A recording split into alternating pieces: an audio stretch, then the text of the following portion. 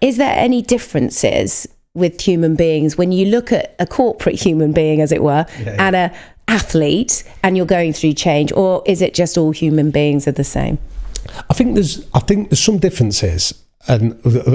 when I talk to people in a corporate setting now, I sometimes say, be careful of anyone that comes along and uses and abuses sports metaphors too much, because I think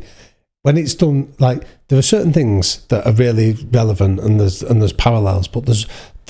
two big differences in a sporting setting and a corporate one. The first one is, like, some of the conduct that takes place in a sporting environment is normal and accepted within that world, but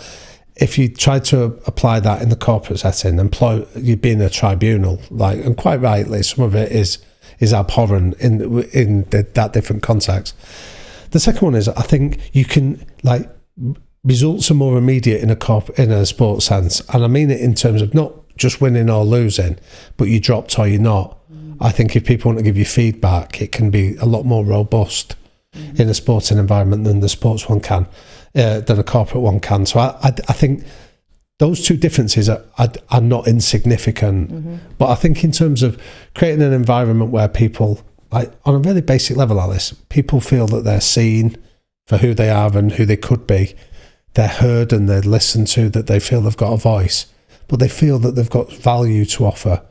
and they feel that they can belong. I think those things are universal in either of those industries.